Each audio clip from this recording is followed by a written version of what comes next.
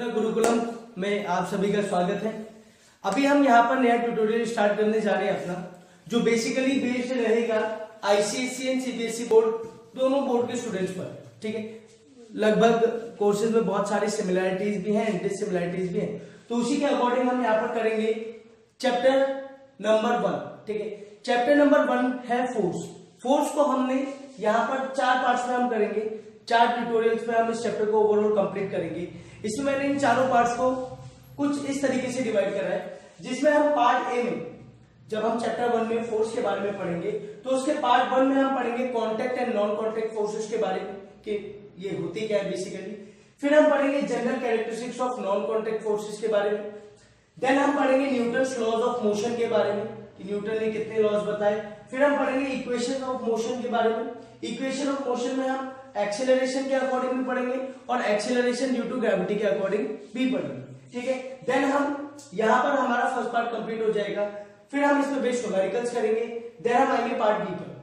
ठीक है, part B में हम पढ़ेंगे moment of force and equilibrium के बारे में।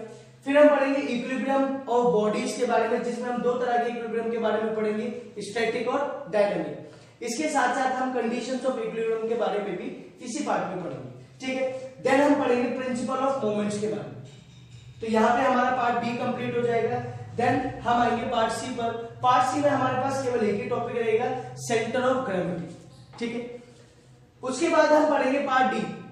पार्ट डी में हम पढ़ेंगे यूनिफॉर्म सर्कुलर मोशन के बारे में, जिसमें हम 2 सर्कुलर मोशंस के बारे में पढ़ेंगे, जिसमें हम सेंट्रीपिटल एंड सेंट्रीफ्यूगल फोर्सेस के बारे में पढ़ेंगे। तो इस तरीके से हम चैप्टर 1 कंप्लीट करेंगे, जिसको हमने ओवरऑल 4 पार्ट्स में डिवाइड करा है। देखो, अब हम यहाँ पर अपना चैप्टर शुरू करेंगे। तो चैप्टर का नाम बेसिकली फोर्स है, तो हम बेसिकली फोर्स के बारे में जानेंगे। फोर्स क्या है? Force is a physical cause. ये एक फिजिकल कॉज है जो किसी भी ऑब्जेक्ट की शेप को, साइज को और उसकी स्टेट को चेंज कर सकते हैं। कैसे? लाइक मेरे पास कोई बॉक्स है, अगर मैं उस बॉक्स पे हैमर से बीट करूंगा तो इस बॉक्स की शेप चेंज हो सकती है, ये किसी भी शेप का हो जाए। ठीक, इसका साइज भी चेंज हो जाएगा। इवन मैं किसी ऑब्जेक्ट की स्टेट को भी चेंज कर सकता हूं with the help of force. Like कैसे कि बैट्समैन है, बैट्समैन के पास जब बॉलर बॉल डालता है तो बैट्समैन बॉल को हिट करता है, तो वो क्या करता है, बॉल की स्टेट को चेंज कर देता है। जितनी स्पीड से बॉल बैट्समैन की तरफ आ रखी होती है, या तो बैट्समैन उससे ज्यादा स्पीड से उसको बाउंड्री की तरफ हिट करता है, या उससे कम स्पीड से बाउंड्री की तरफ हिट करता है। उसी के साथ साथ अगर किसी फील्डर के पास बॉल आती है तो उसको कैच करके क्या करता है, उसकी स्टेट को चेंज कर देता है। बॉल मोशन में होती है और वो कैच करके उसको रेस्ट में लेकर आ जाता है। तो फोर्स क्या कर सकता है? फोर्स किसी भी ऑब्जेक्ट की शेप को, साइज को और उसकी स्टेट को आसानी से चेंज कर सकता है। ठीक है, और अभी तक जो हम पढ़ते आए, फोर्स बेसिकली है क्या? फोर्स होता है मास इनटू एक्सेलरेशन। फोर्स क्या है? मास into acceleration. Force directly proportional है मास और एक्सेलरेशन की। जितना ज्यादा मास होगा उतना ही ज्यादा आपको फोर्स अप्लाई करना पड़ेगा। ठीक है, और अगर जितनी ज्यादा आपको एक्सेलरेशन चाहिए उतना ज्यादा आपको फोर्स अप्लाई करना पड़ेगा। ठीक है, इसके साथ ही हम पढ़ेंगे टाइप्स ऑफ फोर्स के बारे में कि फोर्स के कितने टाइप्स होते हैं। ठीक है, टाइप्स ऑफ फोर्स में 2 टाइप्स के फोर्स हमारे पास होते हैं, contact force and second one is non contact force. ठीक है, कॉन्टैक्ट फोर्स और नॉन कॉन्टैक्ट फोर्स में हम क्या करेंगे? ठीक है, तो देखो, जैसा कि हमें पता है contact force and non contact forces होते क्या। अगर हम बात करें कॉन्टैक्ट फोर्सेस की, तो कॉन्टैक्ट फोर्सेस मतलब कोई भी 2 ऑब्जेक्ट एक दूसरे के टच में, बिल्कुल एक दूसरे के एग्जैक्ट फिक्स हो रखे हैं एक दूसरे से, तो जब उन 2 ऑब्जेक्ट्स के बीच में जो फोर्स लगी है वो कॉन्टैक्ट फोर्सेस होगी। वहीं पर नॉन कॉन्टैक्ट फोर्सेस जो एक दूसरे के टच में नहीं होंगी। ठीक है, जैसे एक एग्जांपल लेते हैं, अगर हम बात करें कॉन्टैक्ट फोर्सेस की, तो कॉन्टैक्ट फोर्स में सबसे पहले फ्रिक्शनल फोर्स आता है। फ्रिक्शन फोर्स क्या है? लाइक जैसे मैं आपको दिखाता हूं, ये बुक है मेरे पास। ठीक है, इस बुक पर ये डस्टर रखा हुआ एज इट इज नॉर्मल, तो ये इसके ऊपर फिक्स क्यों है? जस्ट बिकॉज ऑफ कि इसके बीच में कुछ फ्रिक्शन जनरेट है। अब देखो, अगर मैं इसको इंक्लाइन में कर दूंगा तो ये इस पर फिक्स रहेगा। कब तक? जब तक इसके बीच में इंटरलॉकिंग हो रही है, इनके पार्टिकल्स के बीच में इंटरलॉकिंग हो रही है, तब तक वो फ्रिक्शन जनरेट रखेगा। जब वो इंटरलॉकिंग इनके फोर्स से ज्यादा हो जाएगी तो डस्टर क्या हो जाएगा, नीचे की तरफ रिमूव होने लगेगा। ठीक, इसका सेकंड पार्ट अगर मैं बोलूं नॉर्मल रिएक्शन फोर्स, भाई नॉर्मल रिएक्शन फोर्स क्या है कि मेरे हाथ पे डस्टर रखा हुआ, इस डस्टर का कुछ मास होगा और कुछ ग्रेविटी भी इस पे वर्क कर रही होगी, तो ये जो नीचे की तरफ फोर्स अप्लाई हो रहा है, जो mg फोर्स अप्लाई हो रहा है, वो नॉर्मल रिएक्शन फोर्स। ठीक है, उसी के साथ अगर मैं बात करूं tension force is applied through string. Tension कहां जनरेट होता है, टेंशन जनरेट होता है वायर में, स्ट्रिंग में। लाइक लिफ्ट में जब हम जाते हैं तो वायर ही होता है जिसकी वजह से वो हमारा कैप्सूल ऊपर की तरफ जाता है, ऊपर के फ्लोर्स की तरफ जाता है। देखो जैसे इस वायर के ऊपर जो अभी फोर्स अप्लाई हो रहा है, ये फोर्स ऊपर की तरफ भी हो रहा है और नीचे की, दोनों रिएक्शन हो रही है। अगर इन एनी केस ये वाला फोर्स ज्यादा हुआ तो ये वायर क्या होगा, टूट जाएगा। ठीक है, ये टेंशन फोर्स है जो हमारे वायर के ऊपर लगा। वहीं पर अगर मैं बात करूं फोर्स एक्सर्टेड बाय स्प्रिंग, हमारे फिजिक्स लैब में स्प्रिंग बैलेंस होते हैं, देखे होंगे आप सभी ने।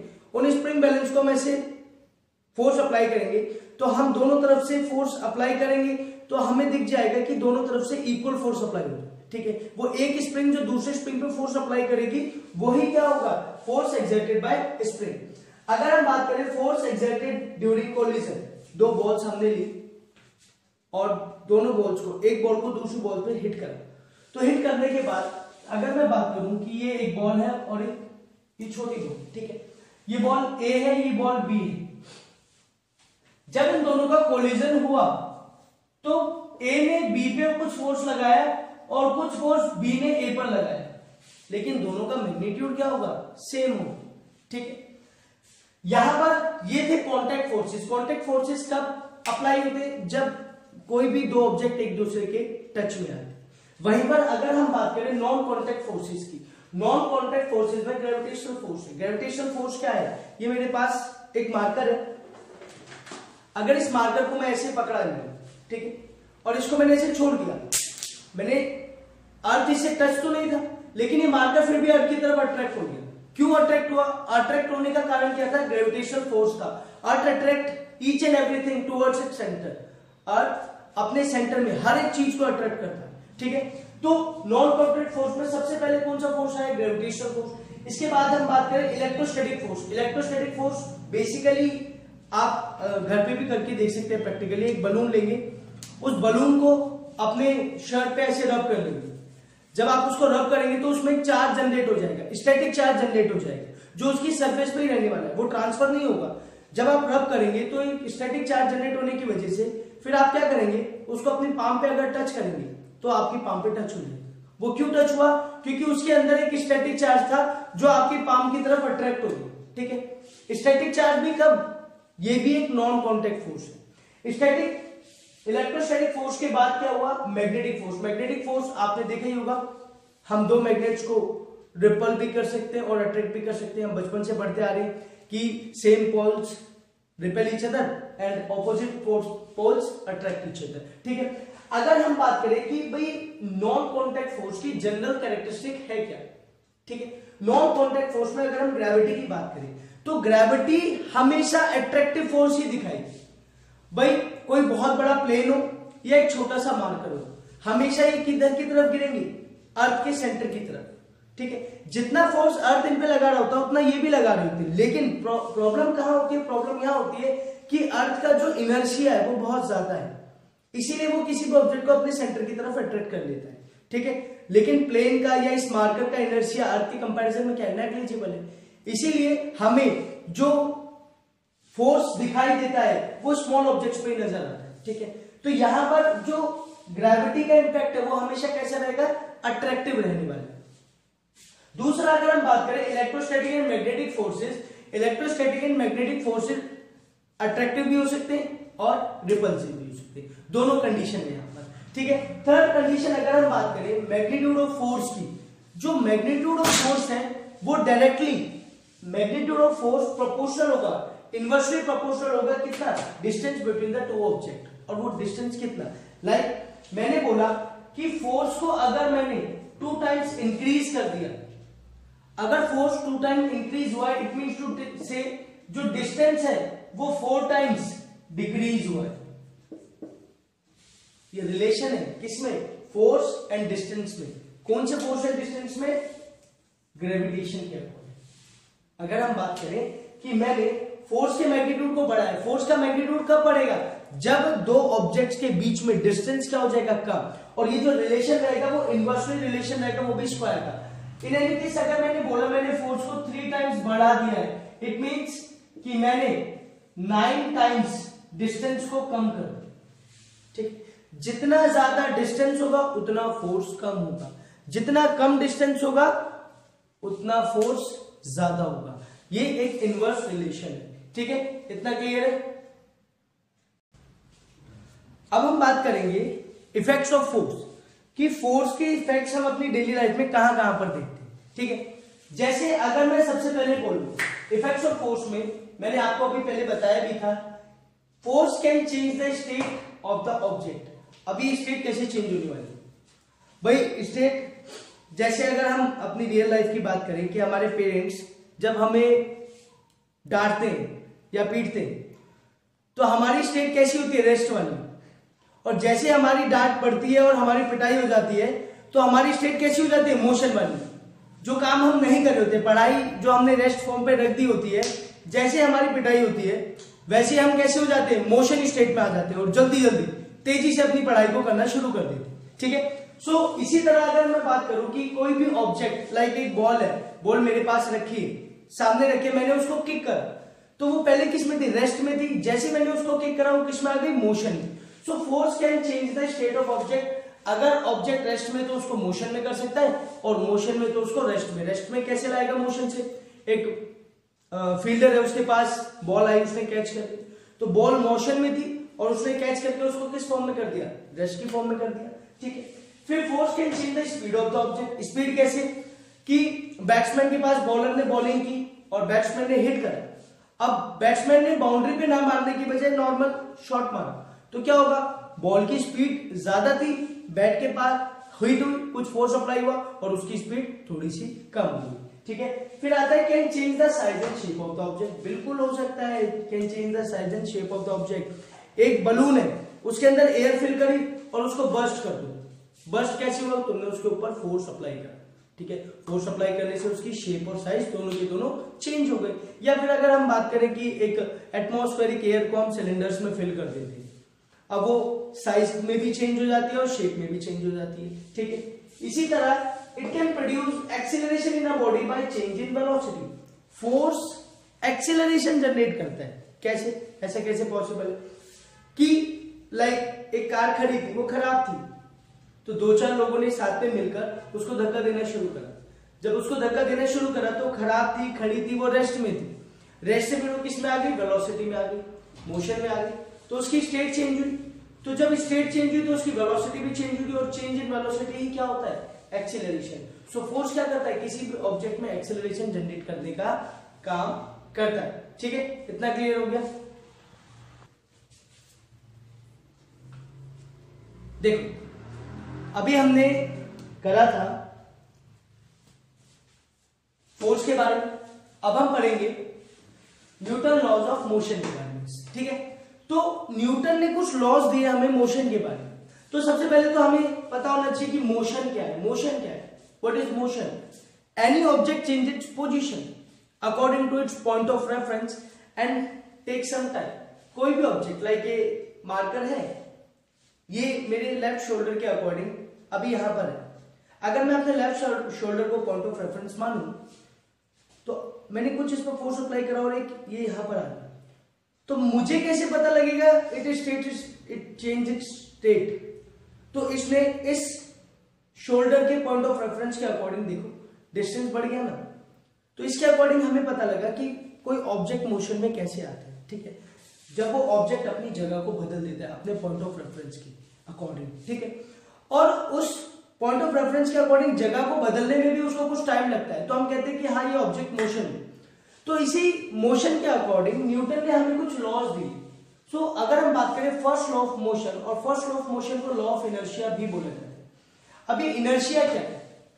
इनर्शिया जैसे कि हम एक हैबिट होती है ना, आदत, जब तक पेरेंट्स हमें स्कोल्ड नहीं करेंगे, मारेंगे नहीं, पीटेंगे नहीं, तब तक हम पढ़ेंगे नहीं। और अब तो लॉकडाउन से लास्ट ईयर से हम और भी महान हो चुके हैं, ठीक है। मतलब बिना पीटे हमें काम करना ही नहीं, हमें अपनी स्टेट चेंज करनी नहीं है। तो क्या होगा कि कोई भी ऑब्जेक्ट अपनी स्टेट को चेंज तब तक नहीं करेगा जब तक उस पर कोई एक्सटर्नल फोर्स अप्लाई नहीं हो जाता।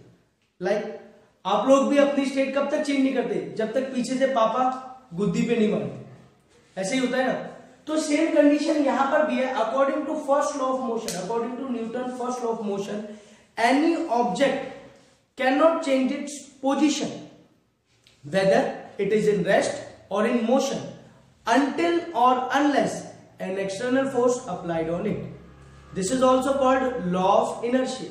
ठीक है, कोई भी ऑब्जेक्ट अपनी पोजीशन को कब तक चेंज नहीं करेगा जब तक उस पर कोई एक्सटर्नल फोर्स अप्लाई नहीं हो जाता। ठीक है, और इसी को लॉ ऑफ इनर्शिया भी बोलते हैं। मैंने आपको बताया इनर्शिया क्या है। Inertia is the tendency of an object which maintain its position of rest और मोशन।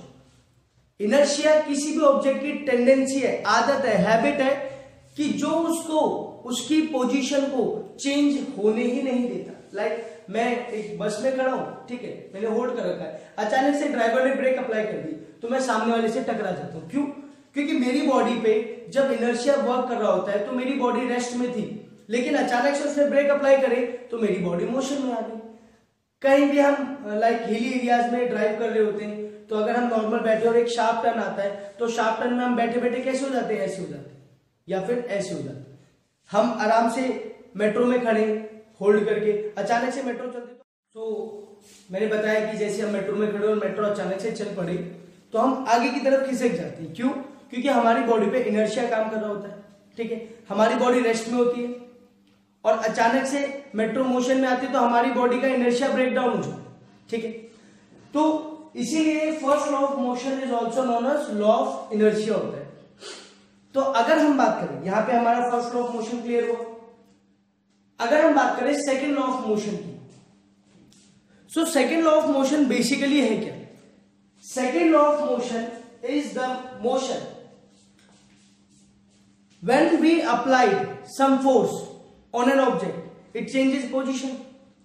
सो अगर हम बात करें according to second law of motion, the rate of change of momentum of an object is directly proportional to the force applied on an object. मतलब किसी भी object का अगर मोमेंटम में कोई चेंज आता है तो वो डायरेक्टली प्रोपोर्शनल होता है किसके? कि उस ऑब्जेक्ट पे कितना फोर्स अप्लाई हो रहा है। जैसे देखो कोई ऑब्जेक्ट है, इसका इनिशियल मोमेंटम है मास mu। ठीक है, अब इस पे कुछ फोर्स अप्लाई हुआ, फोर्स अप्लाई होकर इसका जो मोमेंटम था वो क्या हो गया? mv। This is initial momentum और this is final momentum.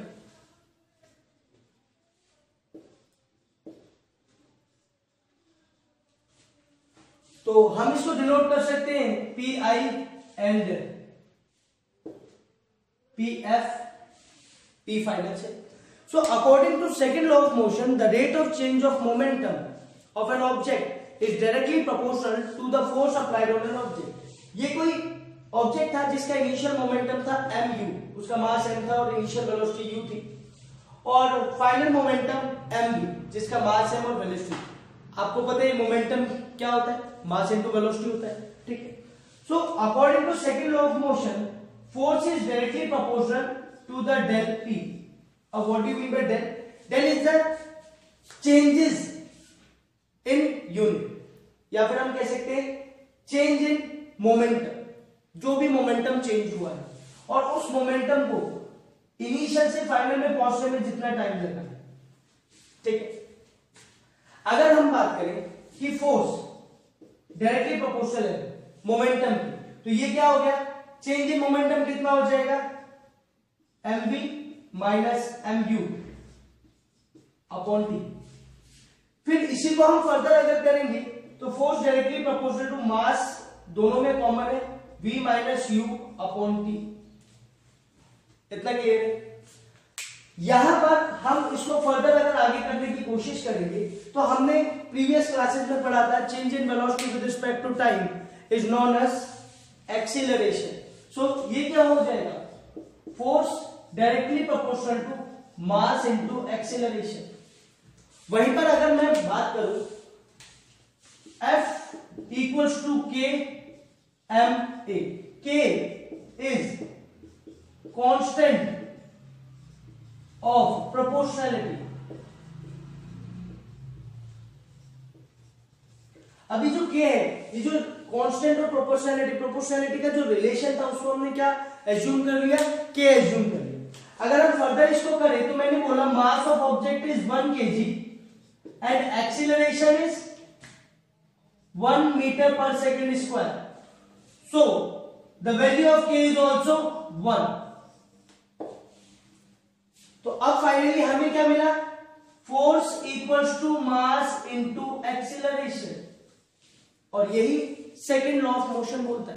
The rate of change of momentum is directly proportional to the force applied on an object. जो ये मोमेंटम में जो चेंजेस आए वो किसके डायरेक्टली प्रोपोर्शनल रहेंगे, कि उस ऑब्जेक्ट पर कितना फोर्स अप्लाई हुआ है। ठीक, तो इसको फटाफट से नोट डाउन करो, तब हम आगे करते हैं। तो अगर हम देखें कि चेंज इन मोमेंटम को मैं del P equals to del M भी लिख सकता हूं, लेकिन यहां पर अगर हम नोटिस करें कि इस डेल एम का सेंस क्या होगा, कि मास भी चेंज हुआ है और वेलोसिटी भी चेंज हुई। क्या हम इसको ऐसे लिख सकते हैं, M डेल B। हम इस कंडीशन में तब आ सकते हैं, हम इसको इस कंडीशन में हम कब आएंगे, जब हमारी वेलोसिटी ऑफ ऑब्जेक्ट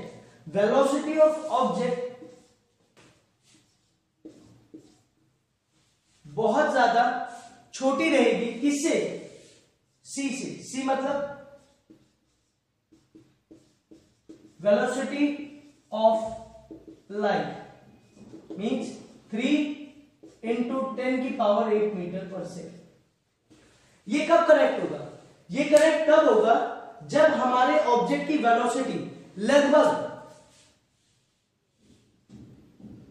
10 की पावर 6 मीटर पर सेकंड से छोटी रहेगी। किसकी, हमारे ऑब्जेक्ट की वेलोसिटी। अगर हमारे ऑब्जेक्ट की वेलोसिटी 10 की पावर 6 मीटर पर सेकंड से छोटी नहीं है तो ये वाली स्टेटमेंट इनकरेक्ट हो जाएगी। तो तब हमें क्या लिखना पड़ेगा, तब हमें लिखना पड़ेगा डेल mp। सो हमें ये बात ध्यान रखना पड़ेगा कि अगर हमारे ऑब्जेक्ट की वेलोसिटी स्पीड की लाइट से ज्यादा है तो हमारा मास क्या होगा, चेंज हो जाएगा। मास वेलोसिटी के साथ इंक्रीज होता चला जाएगा। लेकिन अगर हमारी वेलोसिटी ऑफ ऑब्जेक्ट लगभग 10⁻⁶ मीटर पर सेकंड से कम है तो हमारे ऑब्जेक्ट का मास कांस्टेंट रहेगा। अगर वो ऑब्जेक्ट की वेलोसिटी 10⁻�6 मीटर पर सेकंड से ज्यादा होती चली जाती है तो फिर क्या होगा, वेलोसिटी के साथ साथ मास भी चेंज होता रहेगा। ठीक है, ये वाली कंडीशन क्लियर है, इसका हमें ध्यान रखना पड़ेगा। ठीक है, और अगर हम बात करें 1 न्यूटन कितना होता है, 1 न्यूटन होता है 1 kg metre per second square. कौन सा सिस्टम है, MKS सिस्टम के अकॉर्डिंग। अगर वहीं पर कौन सा सिस्टम है, MKS। ठीक है, अगर वहीं पर हम CGS सिस्टम के अकॉर्डिंग बात करें, CGS तो ये क्या हो जाएगा, kg कन्वर्ट हो जाएगा ग्राम में। ठीक है, और मीटर कन्वर्ट हो जाएगा किसमें, मीटर कन्वर्ट हो जाएगा सेंटीमीटर में। तो यहां पर 1 न्यूटन इक्वल्स टू 10 की पावर 5 डाइन हमारे पास आ जाए। तो 1 न्यूटन फोर्स किसके बराबर होगा, सीजीएस सिस्टम के according 10 raise to the power 5 dyne. तो clear, this is the second law of motion. और सेकंड लॉ ऑफ मोशन क्या है, the rate of change of momentum is directly proportional to the force applied on an object. तो note it down. Then हम third law of motion करेंगे। अब हम बात करेंगे third law of motion. So third law of motion क्या है? Third law of motion like every action have equal and opposite reaction. जैसे एक ऑब्जेक्ट है और ये इसमें एक फोर्स अप्लाई है, ठीक, ये ए फोर्स है, ये ऑब्जेक्ट बी है। तो हम थर्ड लॉ ऑफ मोशन के अकॉर्डिंग क्या कहेंगे कि force applied A on B equals to minus force applied B on A. So every action है इक्वल एंड अपोजिट रिएक्शन। किसी भी एक्शन का इक्वल एंड अपोजिट रिएक्शन होगा अकॉर्डिंग टू थर्ड इक्वेशन या थर्ड लॉ ऑफ मोशन। किसी भी action का equal and opposite reaction होगा ही होगा, ठीक है। जैसे क्रिकेटर के पास बॉल आती है, बॉल बैट पे हिट करती है, तो बैट भी तो बॉल पर हिट करेगा। अब मैं ऐसे हिट करूंगा बॉल पे, तो जितना तेज मैं इस हाथ को, या हम क्लैपिंग करते हैं ऐसे, तो ये वाला हैंड इस वाले हैंड पे जितना फोर्स लगाना है, दोनों एक दूसरे पे इक्वल एंड अपोजिट फोर्स लगाना है, ठीक है।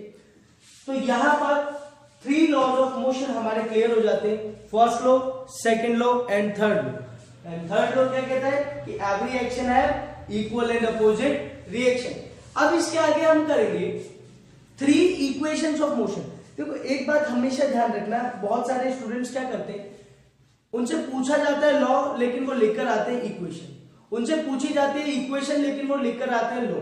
तो इस चीज का ध्यान रखना कि three laws of motion are totally different from three equation of motion.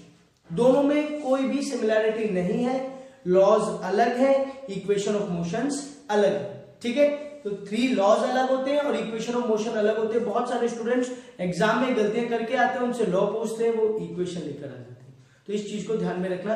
अभी हमने करे थ्री लॉज ऑफ मोशन और अब हम करेंगे three equation of motion with the help of velocity time graph. हम वेलोसिटी टाइम ग्राफ की हेल्प से तीनों इक्वेशन ऑफ मोशंस को ड्राइव करना सीखेंगे कि हम वेलोसिटी टाइम ग्राफ से कैसे हम तीनों इक्वेशन ऑफ मोशंस को ड्राइव कर सकते हैं आसानी से, इन अ सिंपल मैनर, ठीक है। चलिए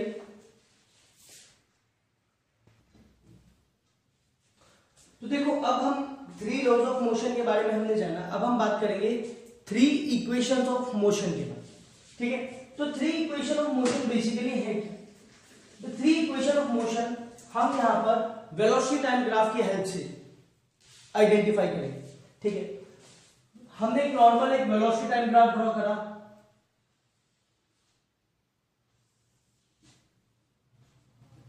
दिस इज टाइम जिसको हमने टी से डिनोट करा है, दिस इज वेलोसिटी जिसको हमने बी से डिनोट करा है, तो बी से, ठीक। टाइम की यूनिट सेकेंड है और वेलोसिटी की मीटर पर सेकेंड, ठीक। अब हमने क्या करा, रेंडमली एक ऑब्जेक्ट लिया, कोई भी एक ऑब्जेक्ट रेंडमली लिया, कोई एक कार लाइक हाईवे पे ट्रेवल कर रही थी, रेंडमली हमने उसकी स्पीडोमीटर में चेक करा, तो उसकी इनिशियल वेलोसिटी थी क्या, u। हमने देखा उसकी इनिशियल वेलोसिटी लाइक 20 रही होगी, 30 रही होगी, 40 रही होगी, व्हाटएवर। तो हमने इसीलिए हमने एक वैल्यू मान ली उसको u, इनिशियल वेलोसिटी उसकी रहेगी। आफ्टर सम टाइम जब हमने चेक करा तो उसकी वेलोसिटी कहां पहुंच गई, v पर। हमने एक लाइन ड्रॉ कर दी पैरेलल टू वेलोसिटी, ठीक। इसके बाद हमने एक लाइन ड्रॉ कर दी पैरेलल टू टाइम। इस फिगर को नाम दिया हमने A B C D and E. ये एक फिगर हमारे पास आया है। और देखो वेलोसिटी टाइम ग्राफ से ही हम three equations of motion drive करेंगे, ठीक। सबसे पहले हमने प्रीवियस क्लासेस में भी पढ़ा था, change in velocity with respect to time taken is known as acceleration. So acceleration क्या बोलते हैं, एक्सीलरेशन के अकॉर्डिंग आता है change in velocity upon time taken. तो एक्सीलरेशन को डिनोट करते हैं हम ए से, वेलोसिटी में क्या क्या चेंजेस आए, पहले u थी वेलोसिटी, फिर क्या हो गई हमारी वेलोसिटी v हो गई, u से क्या हो गई v। तो हम क्या करेंगे, कोई फाइनल वेलोसिटी u थी, इनिशियल वेलोसिटी u, उसको टाइम कितना लगा यहां से यहां, यहां से यहां पहुंचने में उसको टाइम लगा t, कितना टाइम लगा t टाइम लगा उसको। तो देखो t इधर मल्टीप्लाई हो जाएगा v माइनस u, तो ये क्या हो जाएगा हमारे पास v equal to u plus at। This is the first equation of motion.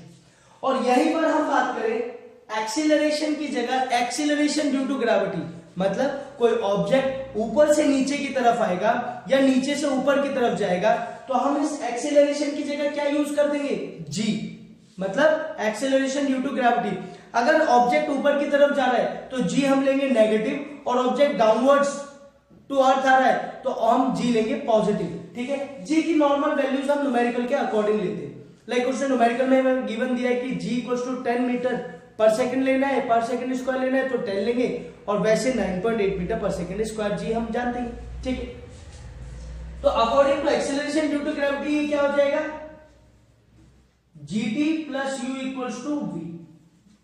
ठीक है, अब यहां पर this is the first equation of motion, first equation of motion. Easy था ड्राइव करना, इसमें कोई बहुत कॉम्प्लिकेशन नहीं थी। वहीं पर अगर हम बात करें सेकंड इक्वेशन ऑफ मोशन की, तो हम पढ़ते आए हैं, देखो इस फर्स्ट इक्वेशन ऑफ मोशन को हम एक और नाम देते हैं, हम इसको नाम देते हैं वेलोसिटी टाइम रिलेशन। क्या नाम देते हैं, velocity time relation, velocity time relation. ठीक है, अब सेकंड इक्वेशन ऑफ मोशन को हम क्या बोलेंगे,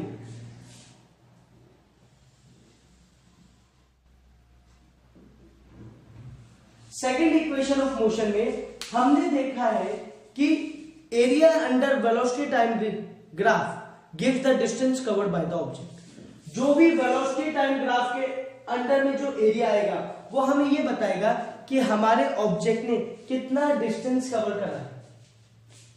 ठीक है, तो देखो जो area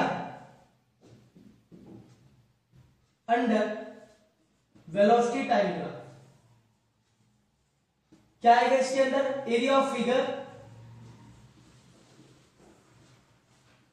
A B C D E. अगर आप ध्यान से देखेंगे ये A B C D figure को, ए बी सी डी ई, ये ऊपर वाला पोर्शन ट्राइंगल है और नीचे वाला पोर्शन रेक्टेंगल। तो मैं इसको क्या लिखूंगा, area under velocity time graph हमेशा क्या देता है, distance covered by the object. तो डिस्टेंस को डिनोट कर दूंगा मैं किससे, एस से, और equals to area of triangle A B E plus area of rectangle B C D E. So area of triangle A B E, A B क्या होता है, half into base into height, area of triangle. Base क्या है, be, और height कितना है, A B. अब अगर आप ये देखो यहां से यहां तक आपकी वेलोसिटी कितनी थी, v, मगर केवल इतनी वेलोसिटी कितनी आएगी, ये आएगी आपकी v माइनस यू। तो यहां पर half into B E, B is time taken, और A B is v minus you. This is s, yes as it is right. फिर आ जाइए एरिया ऑफ रेक्टेंगल पे, this is length into breadth, area of rectangle B C D E, this is length and this is breadth. तो length क्या है आपकी BC और breath क्या है BC। तो DC को हमने T माना और BC क्या आ गया आपका B और C, ये आ गया आपका U। तो यहां आपको S equal to 1/T V minus U plus UT। अब यहां पर अगर आप ये वाली कंडीशन देखो, V माइनस U किसके बराबर है, AT के बराबर। तो इस V माइनस U की जगह हम क्या मान लेंगे, AT। तो ये क्या हो जाएगा 1/2 into T into AT plus UT।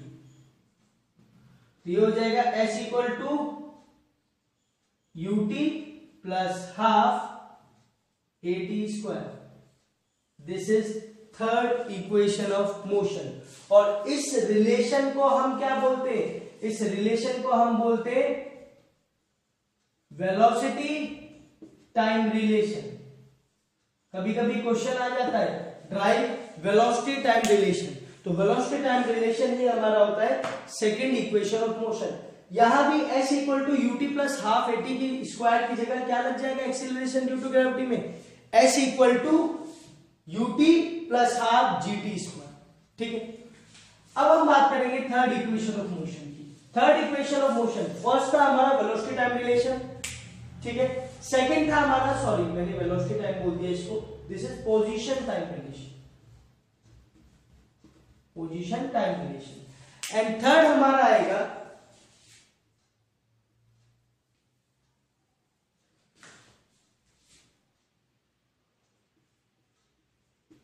Position velocity relation. ये कैसे आएगा? Same process, area under velocity time graph gives the distance covered by the object. So distance equals to area of trapezium A B C D E, A B C D E, this is the trapezium. अगर आप ध्यान से देखो एक trapezium बन रहा है ए B C D, तो एरिया ऑफ ट्रेपेजियम क्या होता है? Half into sum of parallel sides into height. So s equals to 1 upon 2, sum of parallel side is AC and DE, AC plus DE, और height कितनी है? height है DC. So s equal to 1 upon 2, AC कितना था? AC था आपका V, DE कितना था? D E, D था आपका U, और DC कितना था? DC था आपका T। अब अगर आप ध्यान से देखो सेकेंड इक्वेशन ऑफ मोशन में मैं T को इधर लेकर आ जाऊं और A को नीचे, तो V minus you upon A equal to T हो जाएगा। तो V minus you upon A equal to T हो जाएगा।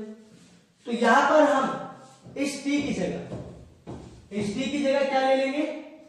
Same 1 upon 2 v plus u, इस t की जगह v minus you upon a। बस a प्लस बी और a माइनस बी की आइडेंटिटी लग जाएगी, जिसको हम बोलते हैं a square minus b square. तो ये हो जाएगा v square minus u square upon 2a, और s इधर आ जाएगा 2as equals to v square minus u square. ठीक है, और एक्सेलरेशन ड्यू टू ग्रेविटी के अकॉर्डिंग अगर हम इसको लिखना चाहे तो 2gs equals to v square minus you. This is the third equation of motion. तीनों की तीनों इक्वेशन ऑफ मोशन एक सिंगल ग्राफ से, सिंगल ग्राफ कहता है वेलोसिटी टाइम ग्राफ था, जिसमें फर्स्ट में हमने नॉर्मल एक्सेलरेशन लगाया। सेकंड इक्वेशन ऑफ मोशन के लिए हमने area under velocity time graph में दो पार्ट्स करे, जिसमें हमने ट्राइंगल और रेक्टेंगल का एरिया निकाला, और थर्ड वन में हमने थर्ड इक्वेशन ऑफ मोशन के लिए एरिया ऑफ ट्रेपेजियम कैलकुलेट करा। So these are the three equation of motion, so note it down.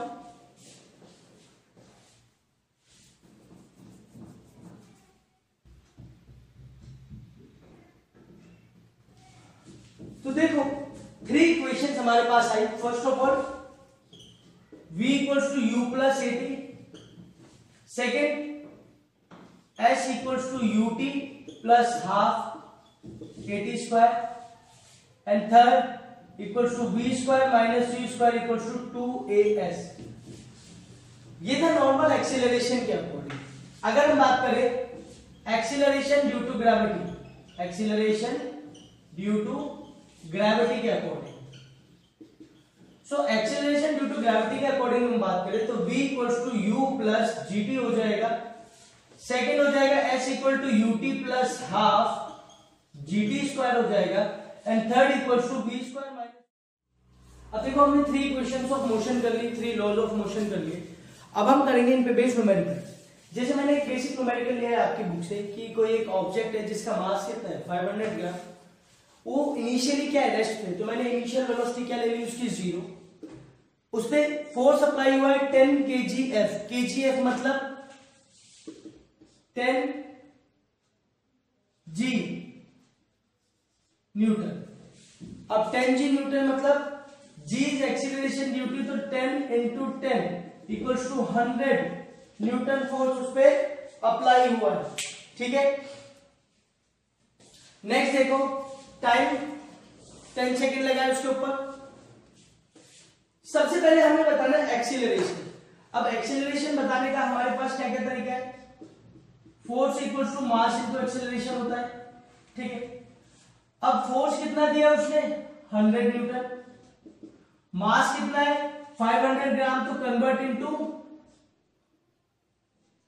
KG, आप केजी में कन्वर्ट कर लेंगे 0.5 केजी, ठीक है। So mass is 0.5 KG and acceleration हमें नहीं पता, यू हैव टू कैलकुलेट। अगर आप इसको डिवाइड करेंगे तो डेसिमल रिमूव करने के बाद कितना है, 200 metre per second square is the acceleration. First part आ गया, कोई कंफ्यूजन, 200 मीटर एक्सेलरेशन हमारा आ गया। Second final velocity. अब फाइनल वेलोसिटी निकालने के लिए आपके पास क्या गिवन है, ए गिवन है, इनिशियल वेलोसिटी गिवन है, टाइम गिवन है,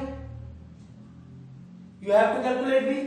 तो हम कैसे करेंगे, according to first equation of motion v equals to u plus at, तो इनिशियल ऑब्जेक्ट रेस्ट पे था, एक्सेलरेशन है 200 और टाइम है आपका 10 सेकेंड, वो गिवन दिया है। This is 2000 metre per second is the final velocity. कोई ऑब्जेक्ट है जिसका मास 10 kg दिया हुआ है और उस पे फोर्स अप्लाई हो रहा है 2 kg है, तो first of all we have to convert kgf into Newton.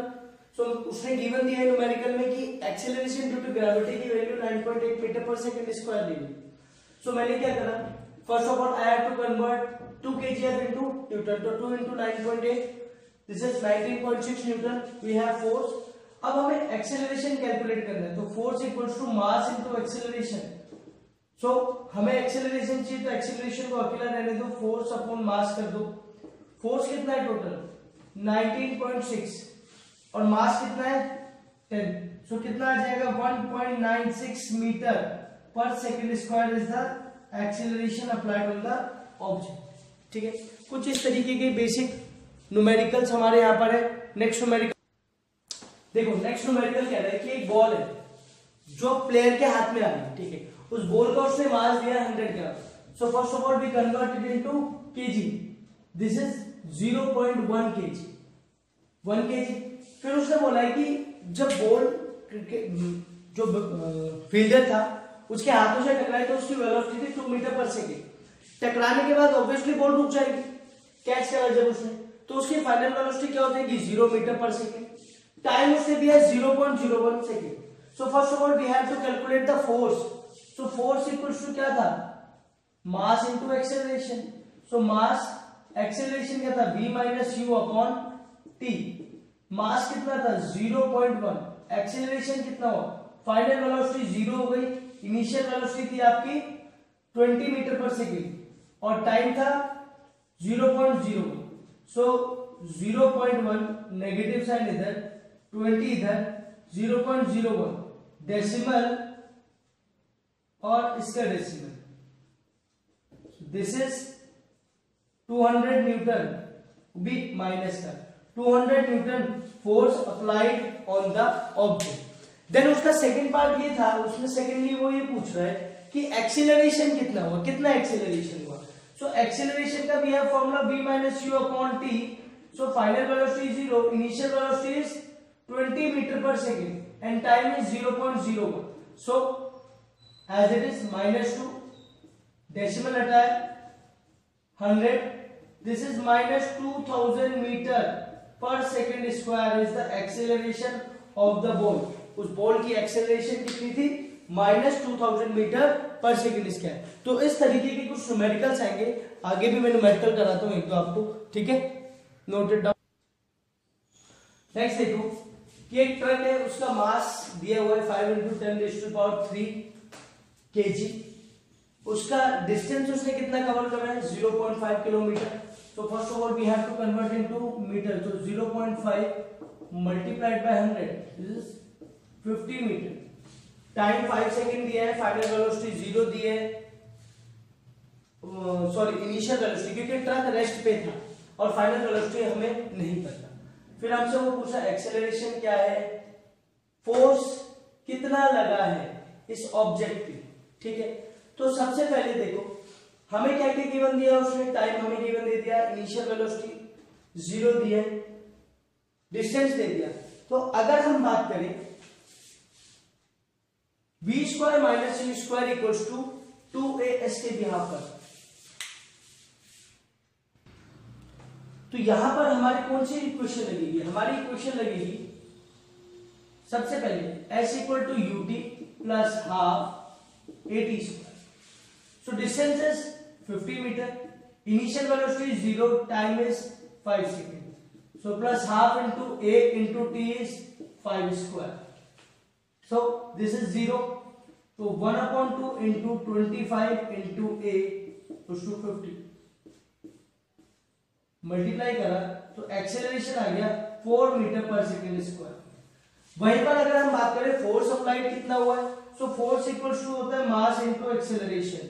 So this is mass is 5 × 10⁻³ into acceleration is 4 meter per second square. 5 4 20 into 10⁻². This is 2 into 10⁻⁴ Newton force applied on the truck. Is that clear? ठीक है, I hope आप लोगों को ये chapter समझ में आया होगा। और इस चैप्टर के नोट्स और कंसेप्ट आपको डिस्क्रिप्शन पोर्शन में मिल जाएंगे पीडीएफ फॉर्मेट में, ठीक है। और अगर कोई भी क्वेरी होगी तो आप मुझे कमेंट बॉक्स में लिखकर बता सकते हैं। और इसी तरह हम आगे के चैप्टर्स भी, इसी तरह हम आगे के जो हमने इस चैप्टर को 4 पार्ट्स में डिवाइड करा था, आगे हम 2nd, 3rd, 4th पार्ट भी ऐसे ही करेंगे। सो मिलते हैं फिर नेक्स्ट वीडियो में। और अगर कोई क्वेरी हो तो आप उस कमेंट बॉक्स में लिख सकते हैं, ठीक है। और डिस्क्रिप्शन पोर्शन में, डिस्क्रिप्शन बॉक्स में आपको इस चैप्टर के concept map and notes available होंगे, वहां आसानी से आप देख सकते हैं। So thank you so much, मिलते हैं नेक्स्ट वीडियो में। Thank you very much.